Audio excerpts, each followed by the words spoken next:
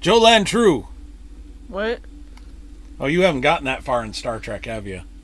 No. That's a Romulan greeting. It's sort of a hello and goodbye. Oh. Yeah, you haven't got that far in Star Trek yet. Anyway, I'm Mr. Gigabytes, and this is the Gigsplained podcast. With me, as always, is my sidekick Serenity. Hello. We haven't taken the merch shop down at all. Yeah. Give me my own shirt, bro. You should actually make a hoodie of that. So I wear hoodies a lot. I don't know. Do we have hoodies? I know we have a hoodie that's like Let's see. If I have to explain this to you, I'll have to bill by the hour. I know we have a hoodie of that. His mom has it.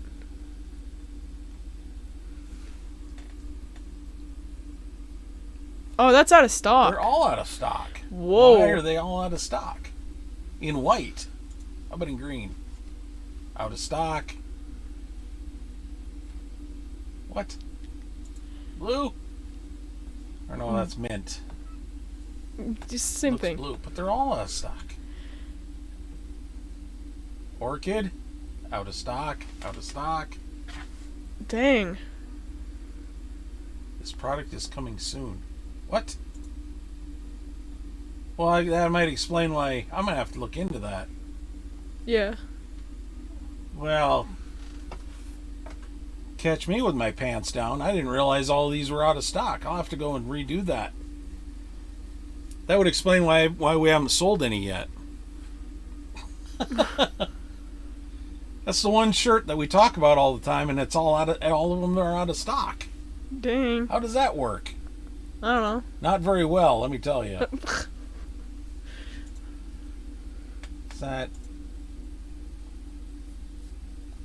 It's the same with it's all of them. What? Okay, I'll fix that. Yeah, they're all, every single one of them are out of stock. Why is that? That doesn't make any sense.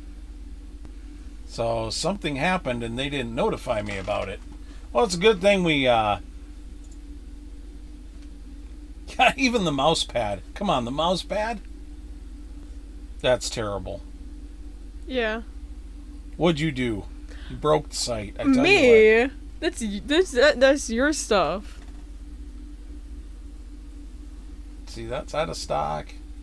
I think what probably happened is they switched suppliers. Okay, so for the next few days after this comes out, don't go to the merch store because it's broken. I am going to have to fix that.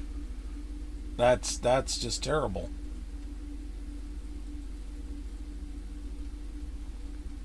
You should also put like a sweater of a moment. Having a moment of serenity. Do a sweatshirt too. Yeah. All right. Well. All right. Well, we'll fix the merch store. You will, because I can't. No, I know that, but the I've just fixed the website. It's like it's like playing whack-a-mole with these technical problems. Yeah. Speaking of technical problems, there's a problem with our Patreon. There is. Mm-hmm. It because they've enacted this new policy so that if your Patreon is inactive for like 180 days or something like that, they send you an email saying that they're going to purge you. They're going to delete your Patreon account. So what needs to happen is I either need to post something, which I will, so I have to fix that too, or somebody just needs to sign up for Patreon. So maybe one of you guys could be the first one to be a patron of the Gigsplained podcast. Yeah. That would be awesome. Yeah. And I'll fix the merch store. Yeah. Maybe we'll have to offer a t-shirt. Maybe. Once I fix the t-shirt store too. Like I said, it's all just whack-a-mole. We have to all these stupid little problems and their self, I don't know. First, the website. The website was we fixed that. We had to renew the SSL certificate. We couldn't renew the SSL certificate because we have too many files on the site.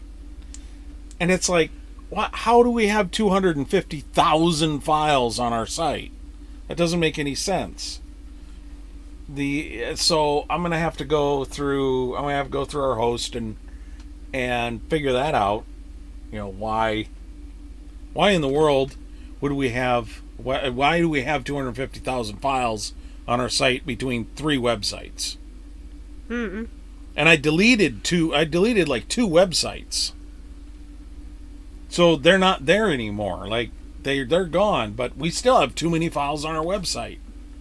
Like how? What? Huh? That make no sense. Well, if we can't resolve it, then I'm gonna be deeply, deeply upset. I may go find another host. Which because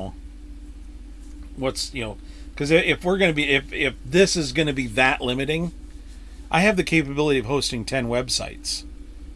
But if 3 websites fill up 250,000 files, no, thank you. I know the websites don't take that many files. Yeah. So super, super dumb. And then of course I get the notification from Patreon saying that they're going to delete the account if there isn't activity on it. Well, I'll go ahead and we'll post something. We'll start posting regularly on the Patreon. That'll fix that problem. But it would also fix it if somebody were to sign up and become one of our patrons. Yeah. And then you get a credit, and there's all kinds of stuff. Get a shout out. Get a shout out. Yeah. Yeah. That too. Yeah. Like I said, might have to at certain levels might have to start sending shirts out or something. But so I'm wondering if we go back here. So if you go to Gigsplained.com and under support Gigsplained, does Ground News still work? Oh, look at that. Yes, it does. You can get 40% off a subscription to Ground News. Now, I got a story about that. Okay. Oh, I can tell you're so excited. So I go to breakfast with this group of old people. I mentioned this before. And it's just myself and the guy and Floyd, the guy who is there all the time. So another guy, he drives a Corvette, comes up and he says, well, Floyd's like, well, what are you going to do today? He says, well, I'm just probably going to turn on some Fox News and watch that for a while, and then I'll go putter around the backyard or something like that. It's like, I said, you listen to Fox News? That's your news source? Yeah, they're all right. They're pretty good. Yeah, I'm like, well, I think they're terrible. What does your wife watch? Oh, she watches Newsmax. That's even worse. I said, look, if you're getting your news from 24-hour news sources, you're either getting bias or really bad news. Terrible, good journalism done badly. I said, so I told them, if you want to know where your news is coming from and make sure you're getting everybody's side, you need to go to Ground News. It is really the only way you can aggregate all of the news sources, and then they sort them for you left, right, and center.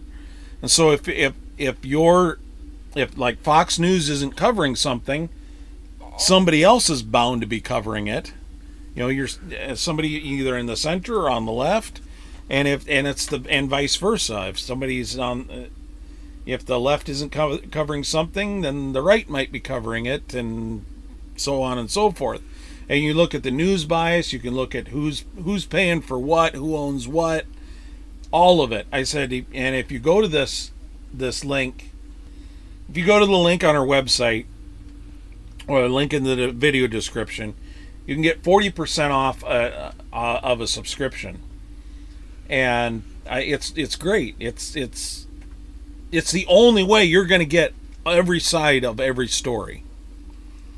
That's the only way it's going to happen.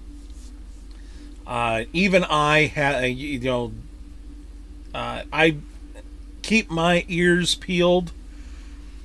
I usually am getting both sides of the story, but I listen to very journalistic sources that are right in the middle, so that I'm not getting bias. I'm not getting, or at least I'm not getting a lot of it, and it's really, I don't know. Quite frankly, it's the way he needs to go, because he needs to get out of this bubble of Fox News and Newsmax. Oh my God. Can you not be? And I showed him on the website. The app wasn't working for some reason because my phone is stupid. And so I showed him I went to the website ground.news, and I showed him, and he just scrolled through some of them. He says, "Wow, I'm seeing stories on here that I've never heard of before." And I said, "Yeah, that's because not everybody covers everything. It's just editorial privilege. You can't be a single news source and possibly cover everything. It's not possible. You have to pick and choose what you cover." He says, "Wow, I'll think about that. That's pretty cool." So maybe he subscribed, maybe he didn't. I don't know, but I sure hope he did, because he's one of the prime candidates for that, for ground news, especially. If you listen to MSNBC, if you look at Ad Fontes ranks all of these news articles and whatnot, kind of like the way ground news does. If you look at MSNBC, they're on the left side. They're they put themselves in a position where they're the anti-Fox News, right? So people in the same breath will say Fox News, MSNBC, CNN. Well, CNN is a center news source, but on the quality scale, it's pretty far down, where it's a lot of editorial, a lot of opinion, and a lot not really true journalism like they used to be. So it's kind of like good journalism done badly. So and I've said that for many years, but until you see it for yourself, the ground news and Ad Fontes, they do all of that sorting and figuring out who's good and who's bad and who's right and who's left and all of that for you, so you don't have to go through what I went through trying to figure it out.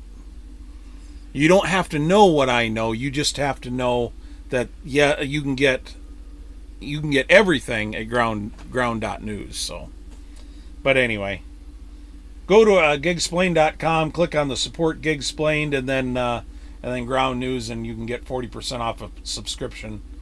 Super easy to do, and I've got a subscription from ground news. It's awesome. I use it. And sometimes I use it to fact check. So, is this a thing that's going on? Is this source telling me that this is true, or is it not true? Am I missing something? So, anyway, everybody should have a subscription to ground news. So, all 5 of our subscribers should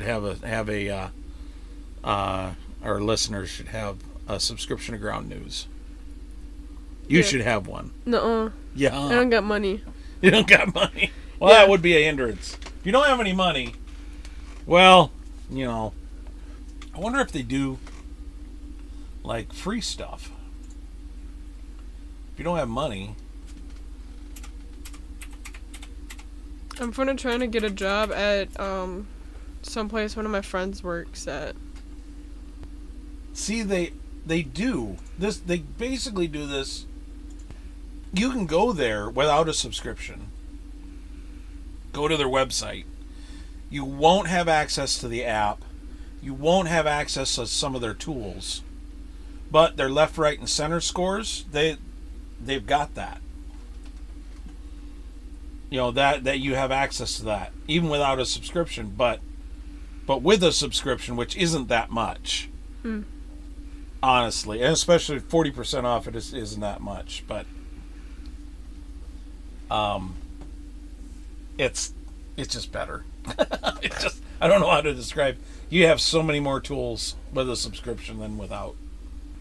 There's Gigabooks Press. I don't know why that's not a link.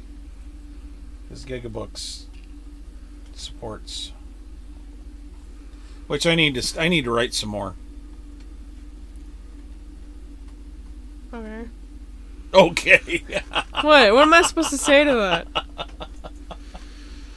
I don't know. Neither do I. Okay.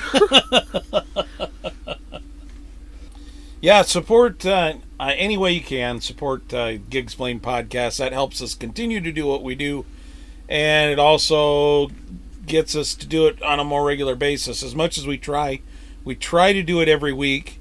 We can't always do it every week for whatever reason, but the more support we get from our listeners, the more we're going to be able to push some of that other stuff aside and start and focus a little more on the podcast. It doesn't take much to get a podcast out, but even still, you gotta have time. You gotta have the topics. You gotta have. It's and sometimes that's hard. And the month of May was kind of hard. I think our last upload was the 2nd of May, and then we didn't upload anything after that. So, because school was ending and stuff. Yeah, school was ending, and we had a bunch of things to do, and your availability is pretty bad during school. It gets even worse toward the end of school, and yeah,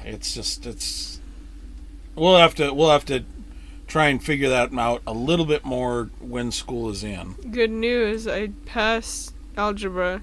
You passed algebra. Yeah. The math is mathing now. Nah. I honestly don't know how I passed. Do you remember, so to segue from that, remember when I said I took calculus in high school? Yeah. I took pre-calculus, and I hated it. Ooh. I think it had more to do with, I don't want to blame the teacher because the teacher knew what she was doing. She knew what she was talking about, but we didn't mesh. And when you don't get along with a teacher, and especially with me, when I don't get along with a teacher, it's really difficult. Especially when I was young to really, get into sync with a class or to try and learn something new. Well, you know why I took calculus? No. Because in a cold open in a Star Trek The Next Generation episode, a kid is running down the hallway and his father catches up with him. And he says, "Look, you have to go to school. Everybody needs to understand the basics of calculus." And this kid's like 10 years old. And I'm like, really? Really? This kid's 10 years old and he's taking calculus? Well, the least I can do is go to pre-calculus, So I took pre-calculus. I hated it. I think I barely passed it. I also barely passed algebra. Yeah, well. You know who invented calculus? No. Isaac Newton. He invented calculus. Although it is debated, the great mathematical minds the people, were in the Middle East at one point. They're the ones that gave us, Arabic numerals. So do you think Arabic numerals should be taught in school? I don't even know what those are. It's the 1, 2, 3, 4, 5, 0.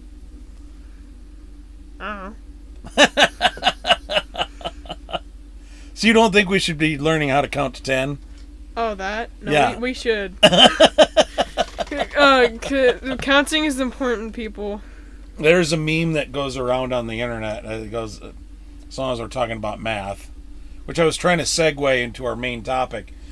But there's a meme going around on the internet that where it's a poll, that like a Fox News poll.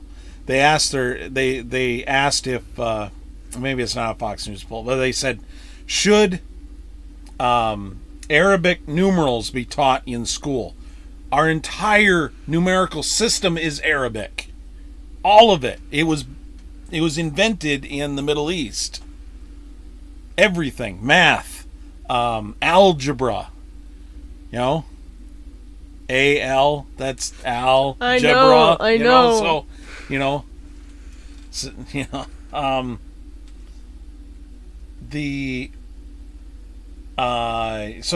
It's our entire numerical system, our addition, subtraction, multiplication, division, all of it is Arabic numerals. Was invented in the Middle East. So some of the greatest, we think of some of the greatest thinkers like Einstein and Newton. Well, the people that invented the way we do math today were people from the Middle East. There are smart people everywhere. Anyway, I was trying to segue into Star Trek, and I wanted to talk about how I grew up with Star Trek, because the Titus podcast I love. But I don't listen to the Titus podcast for information. It's a very political podcast, very, very highly charged podcast, but it's entertaining, and they pretty much agree with what I agree with, but I definitely don't listen to them to get the news. You know what I mean? Mm-hmm. They're more entertainment. And I like Christopher Titus, and I love his stand-up. And my brother listens to Christopher Titus, and he doesn't always catch the podcasts, but he likes Christopher Titus because of his TV show. And his early stand-up and his TV show were basically on the same topic about how he grew up and how he lived and that type of thing. But I came to him through his stand-up. My brother came to him through his Titus TV show in the 90s. That's what he grew up with. Well, my family watched Star Trek reruns. The first episode that I remember seeing is the one where the shuttle gets pulled off course, lands on a kind of a planetoid, and it's Kirk and Spock and this dying woman. And they find Zephram Cochrane on this planetoid. Well, Zephram Cochrane at this point is 100 and some years old, but this entity has been keeping him alive because this entity has fallen in love with him. Well, okay, and that was the first episode I remember, and I watched it at my grandmother's house, like during Thanksgiving or something like that, when we had a get together. It just happened to be on TV, and and I was hooked from that point on. Then I realized what show it was, and when I got into junior high school, it was Star Trek: The Next Generation had just started, and my parents were Trekkies. Yeah. They liked Star Trek, so they started watching it. So we all watched it together as a family, Yay. and and we watched it every week, and nothing really stood out to me. But when I discovered that my friends also watched it, I mean, Star Trek is this juggernaut. There would be no Star Wars without Star Trek, and there would be no Star Trek without Star Wars. Yeah. It's this weird thing, and if you know the history of both of those, you'll understand that. Oh yeah, maybe they did kind of support each other. So yeah, I grew up with Star Trek, and I would have to say, it is the closest thing I have to a religion. It is the closest thing I have to going to church on Sunday. I have seen, like, the original series multiple times. Each episode I've seen 5 or 6, 7, 8 times. I think I've seen The Trouble with Tribbles a dozen times. That's some dedication. But I enjoy watching it. It's fun to watch. I really like it.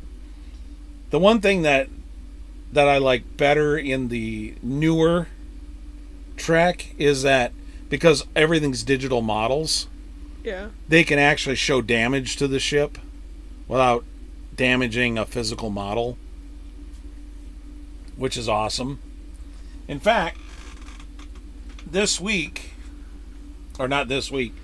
a couple of weeks ago, I ordered at great expense a Hero Collection USS Equinox. The Nova class starship is my favorite ship in Star Trek. Nice. So, and this model is not damaged like the Equinox was.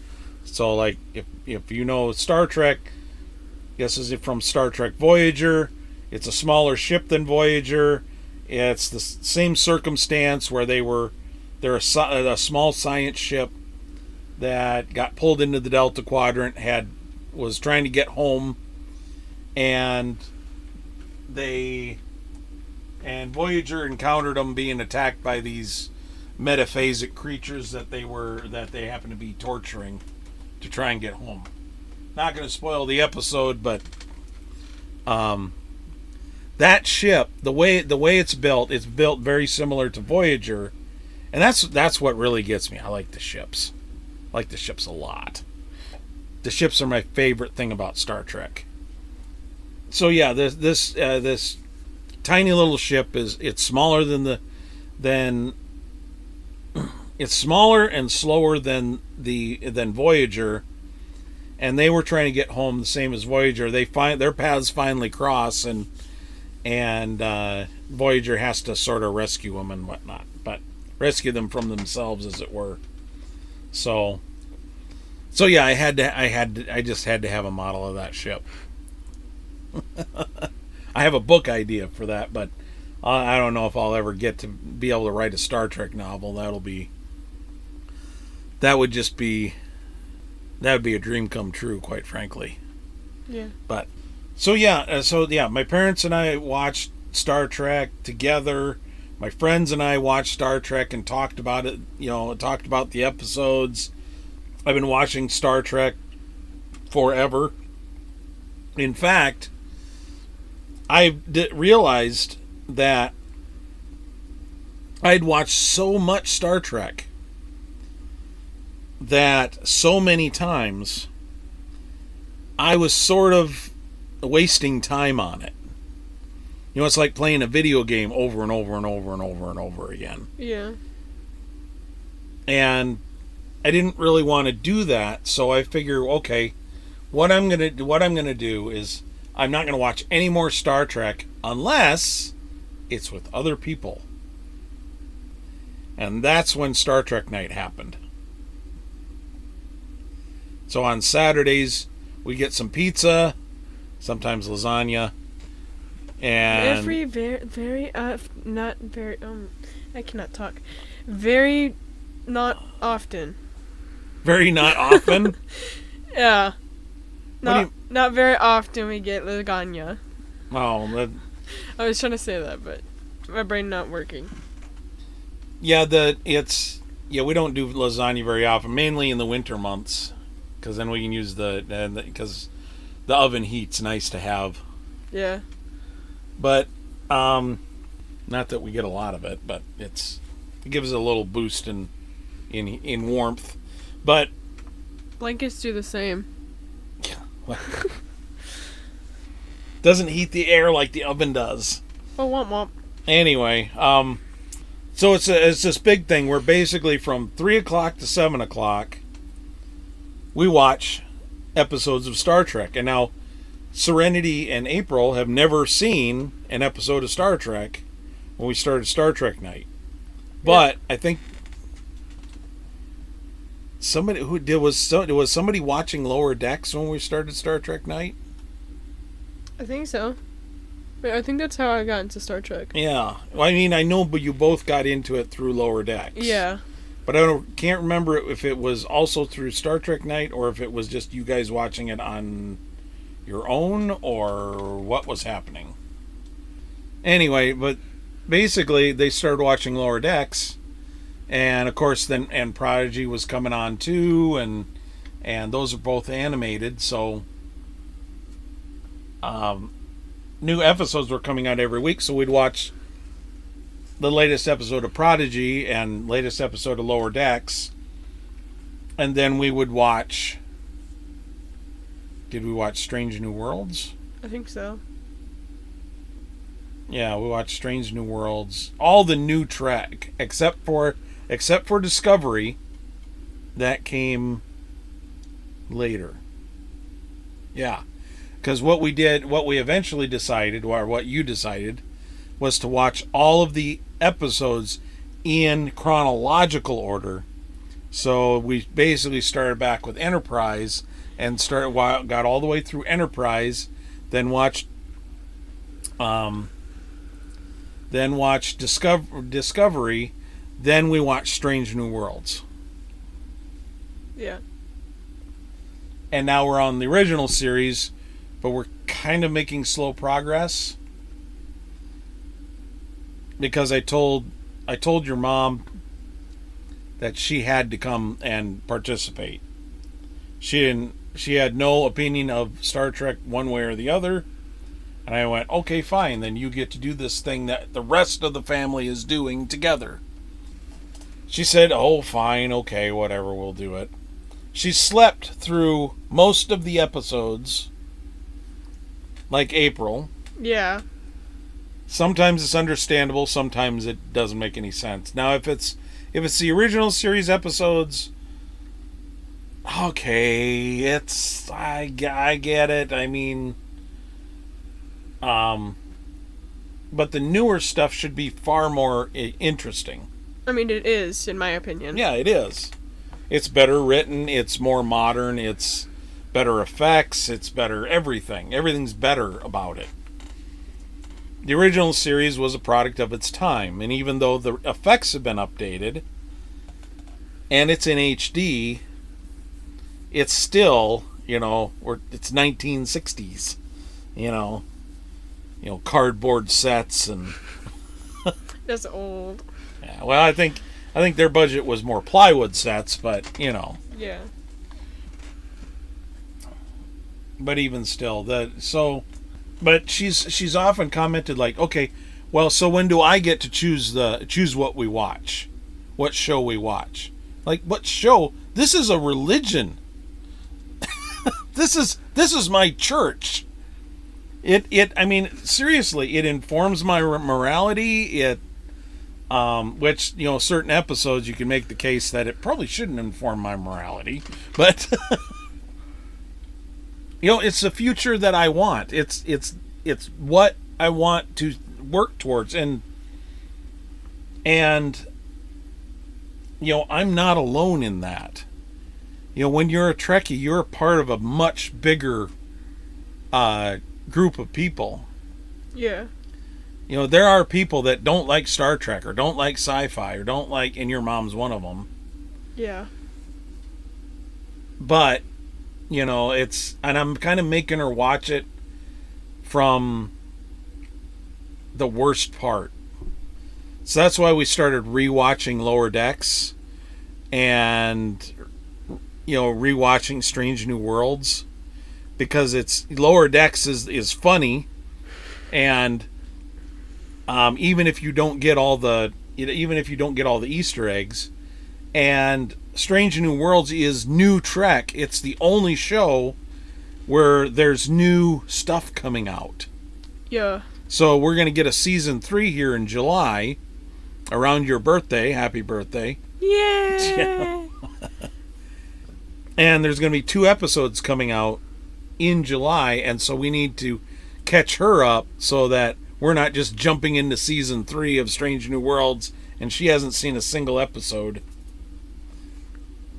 at all. So. Did we already do the one where they all sing with Mom? No. Okay, good. That's second season. We haven't even gotten out of the first season yet. But we're going to have, because we keep, every once in a while we have to skip Star Trek night.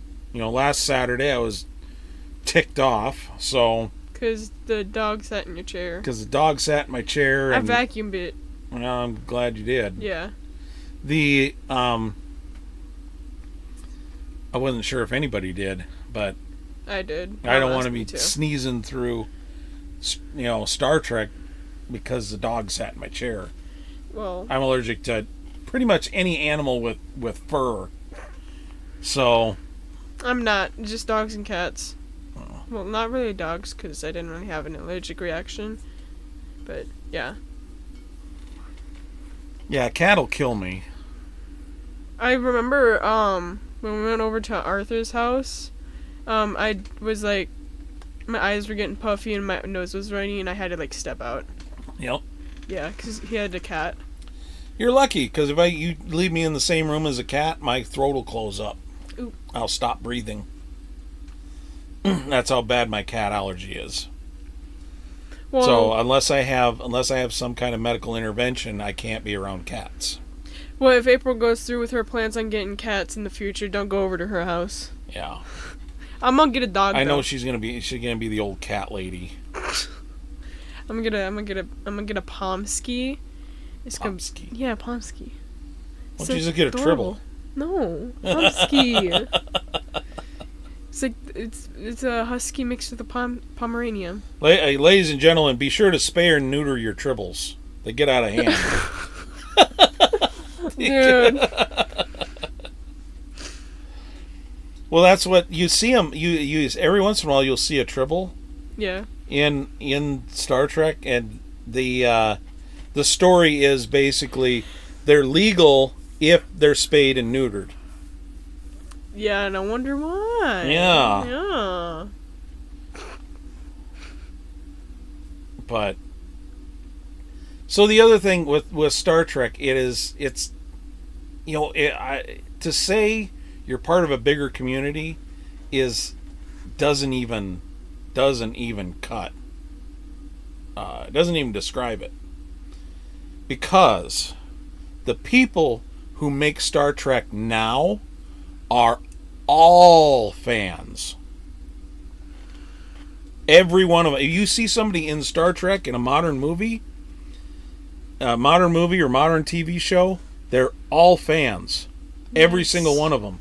There's not one single actor in the show, not one single producer in the show, not one single anybody who doesn't like Star Trek. In the beginning it was like, well, we're making this new thing, so it's a job, right? Mm-hmm. And that's the way most shows are. We're doing this show, it's a job. Star Trek has become such a juggernaut that it has such a wide reach. It's such a huge fan base that the people that are involved with it now are fans of this show, of it all, because the fans are super loyal. The fans the fans have stepped up to preserve the history of it, and they consume the books and the media and all of it, and it's this huge built-in audience. It's the whole reason Orville exists. Like, Orville wouldn't exist without Star Trek.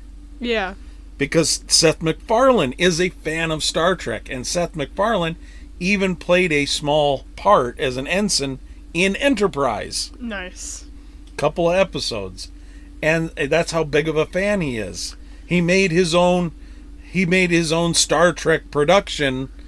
He built some cardboard sets when he was like 12 years old or something like that, and did an 8mm film production of Star Trek. Nice. And his love of Star Trek has turned into the Orville. Wait, was that Ed, the captain? Yep. Okay, because I remember that. So it's even things that aren't Star Trek are Star Trek. The Orville is basically considered by fans to be Star Trek: The Next Generation. Some of the producers from Star Trek: The Next Generation are actually producing the Orville. Jonathan Frakes is he played Commander Riker in The Next Generation. You saw him in First Contact. That's the movie that's the one movie you saw. Oh yeah. He's a guy with the beard. Yeah. And he directs a lot of the Star Trek. He also directed several episodes of the Orville. So it's like I said, the people who are making Star Trek today are fans of the show. Yeah. Jonathan Frakes and Connor Trinneer and Roxanne Dawson, all directors now of episodes. Nice. Of Star Trek, and they were played parts in Star Trek. Nice. So yeah, so it basically all of the new Trek, which there are people out there that hate new Trek, which I can't fathom it, because why do you hate it when it's all a big fan production? It's when you hand money, a lot of money, a brick of money to to the fans to make Star Trek, this is what it would be. Yeah. And Paramount, CBS, whatever, they put so much money into Star Trek. It is one of the big reasons Skydance is buying Paramount. Skydance has been basically working with Paramount forever. And Paramount had the distribution, Skydance had the studios. Skydance does the Mission Impossible. Skydance does the new Trek films, I believe. Maybe I should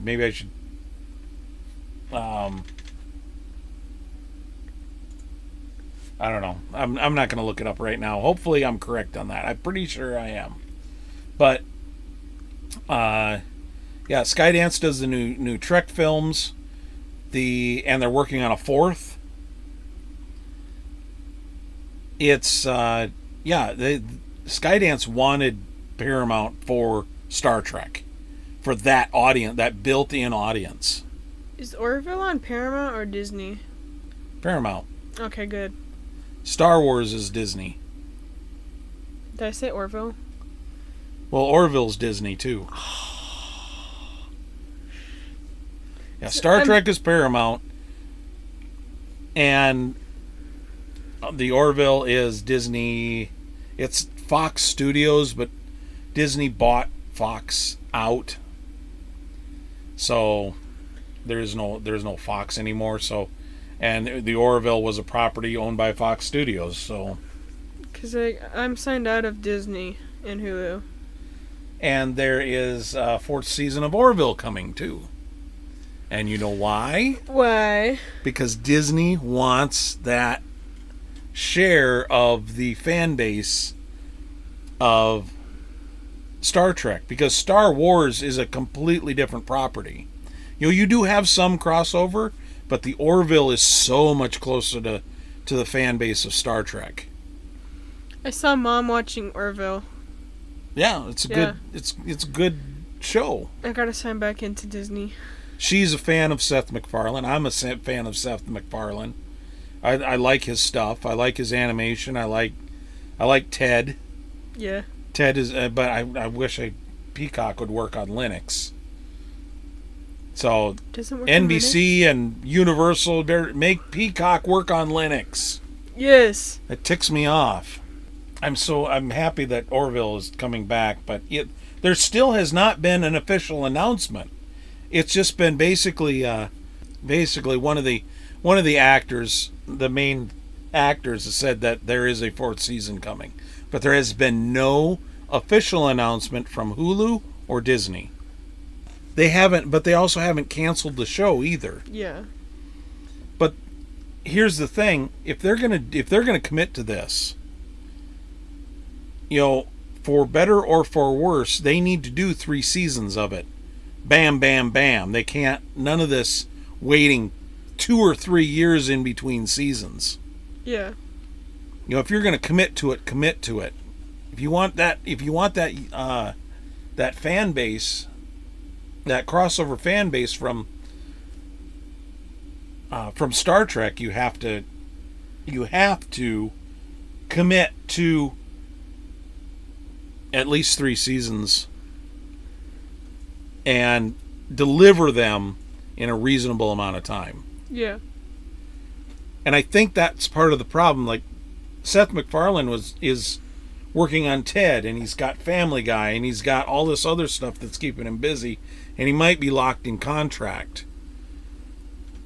And it's only like recently that they've been able to get him out of contract, and there will be more Orville. But yeah, they've got the entertainment industry is in a state of flux right now, so. But I think it's wise that Disney commit to it.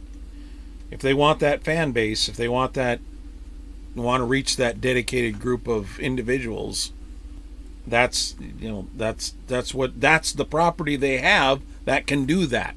That is the only property that'll even come close, I think. You think? Yeah, that's just my opinion, but Alright. I'm not an expert, but so yeah, everything I am is either influenced or inspired by Star Trek. If you want to get to know me, get to know Star Trek. Because that'll get you really far. Or be his child. Be his child. Yeah. Yeah, but not everybody has that privilege, Yeah, I know. Only you're a privileged individual for getting to know me. Bro. So what do you think? I mean, you haven't seen everything. The really good stuff. Got a dog hair in my mouth. How? I had no idea. Could it be your own? Well, there was a dog here, just a few days ago. So yeah, but I vacuumed up your chair and stuff. yeah, but it can some of the light stuff can still float around. Oh. Yeah. Anyway, you haven't seen all the some people believe, like my brother believes Deep Space Nine is the best Star Trek. I think Strange New Worlds is the best Star Trek. Number one, it's still they're They have been renewed through season 4. Nice. And we haven't even seen season 3 yet. So, there is, it's newer Trek, so the effects and the story and everything about it is just so good. But there are really good, good stories in Deep Space Nine. There are really good stories in Voyager. I'm kind of waiting. I'm kind of anticipating you being able to get to Voyager, because you've already been exposed to it through Prodigy a little bit. You've been exposed to it through Lower Decks a little bit. You've gotten hints and things of it. So it's, Lower Decks did a whole entire episode about the adventures of Voyager. So, but we have 14 seasons. No, 15 and a half seasons of other Star Trek to get through before we get to Voyager. Dang. And then after that, it'll be Picard. Once we get through Star Trek: The Next Generation and go through Deep Space Nine and go through Voyager, then we'll get to Picard. That's only 3 seasons at 10 episodes a season. So, and that's new Trek as well, but yeah.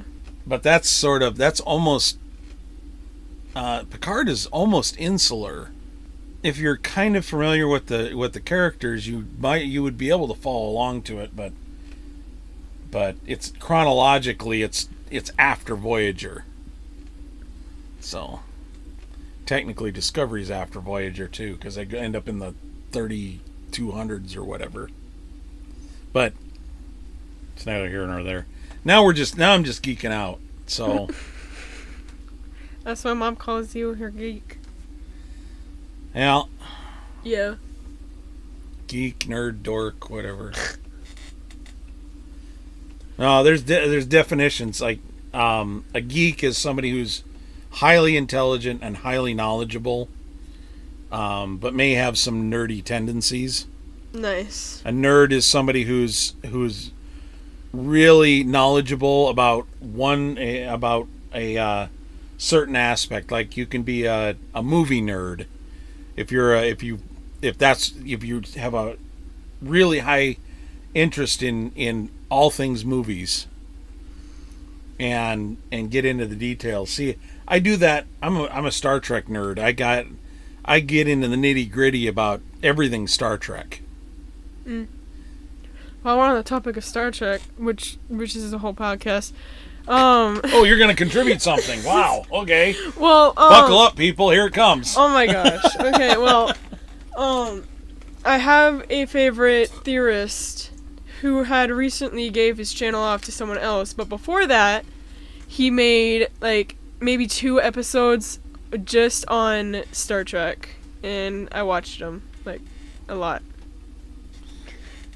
Well, we might do another episode of Star Trek, but I don't know how you would top I Am Star Trek. It's like every fiber of my being lives and breathes Star Trek. It's the reason I'm a technologist. It's the reason it's the reason I'm into technology in the first place. I want a working tricorder. And I think I've got an idea, maybe how to build one. So make a blueprint. Huh? Make a blueprint. No, it's not that easy. It's like I've got an idea, a general idea, not enough to make a blueprint, but I've got a general idea of how I might build one. And write down the general idea. And I don't need to write it down. It's in my head. It's right here. Okay, well, I wrote it down up here. Bruh. It's right under my hat. Your hair. I mean, I'm going to have to write it down. If I actually sit down and figure out a blueprint, because even if it's just a general blueprint, it would be, I don't know, that'd be something, I guess. Yeah. But I mean, the closest thing every day, the closest thing we have to an actual tricorder, two things: a smartphone, Yeah. and a multimeter. Those are two things that we have that are very close to being an actual tricorder. Speaking of which, the Wand Company produced a classic tricorder that actually does things. Nice. It doesn't do anything useful, but it does things. And if you can go and you can look at, Adam Savage just did a video on it, and actually probably a couple videos on it, and Techmoan did a video on it. The Wand Company just sent him one because he reviewed one of their other products several years ago, which was a communicator that was, you could Bluetooth it to your phone and use it as a real communicator. Oh, I want one now. They're kind of spendy. I mean, the tricorder is like $350. So, Oop. You might have to do a few podcasts to get that much money. Like a few 100,000 or something. I don't know. But anyway, I suppose we've rambled on and geeked out enough about Star Trek. So do you think you are Star Trek? Not yet. Not yet? No. If you are anything, what are you? A mix of random things. A mix of random things? Yeah. See, because when I was in junior high and high school, Commander Data, Commander Spock, they were my role models. Nice. Because they either controlled their emotions or didn't have any to begin with, and I saw emotion as, I recognized, like, strong emotion was a very big problem that I would have to overcome. I can be passionate about something, I can be enthusiastic about something, I can be happy and sad, and I can have these emotions, but to do a job or to solve a problem, it's better if you look at things objectively. And I try every day to look at things with the objectivity of Mr. Spock or Mr. Data. To try not to let my emotions get the better of me, but also to allow my instincts to, help point me in the right direction. Because, as Spock said, logic is only the beginning of wisdom, not the end. So, like I said, it's the closest thing I got to religion. So, yeah. But speaking of religion, real quick, I think I'm gonna make my own. Okay. Okay. Yeah. No, it's kind of inspired by this. As long as we're talking about sci-fi, there was an episode of Babylon 5, and I'm not going to make anybody watch it, unless people are interested. It's a good show. It had 5 seasons, but got some compelling stories. But one episode of Babylon 5 is basically where they were going forward into the future. They were taking like little video clips of future events, And they get to a point where basically Earth has regressed into like another dark age. And there were these monks that were basically teaching science through religious doctrine. And they revealed themselves to be rangers. If you've ever seen an episode of Babylon 5, which I know you haven't, it's the Rangers are a special group of individuals. They're preserving science and teaching science to the people of Earth in this regressed society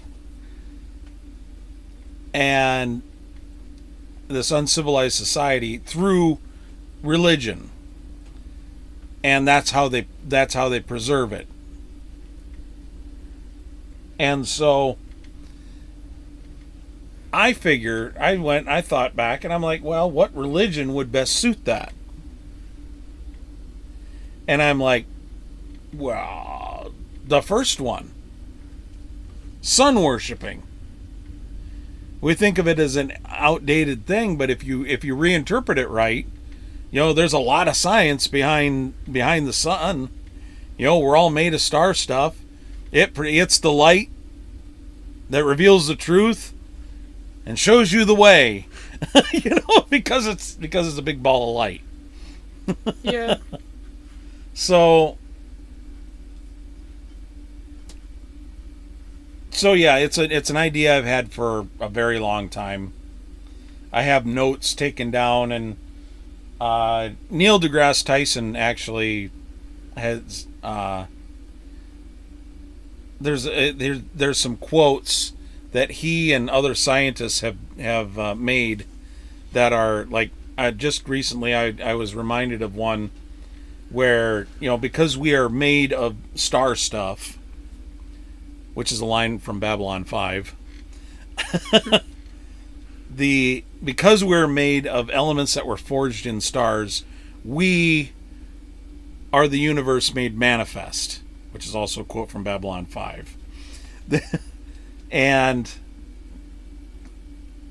we are as extraordinary and as ordinary as the stars in the sky. Which is a lovely thought.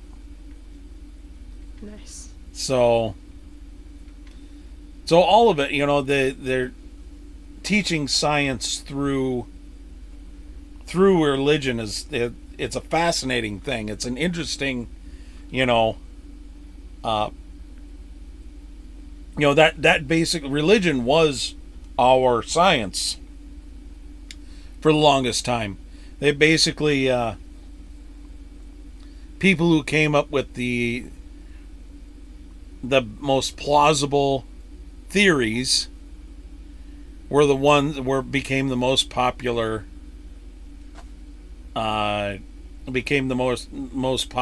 religions. We've wasted another hour of your time nerding out about Star Trek. But as always, I've been Mr. Gigabytes, and His sidekick Serenity. We'll see you in the next one. Bye-bye.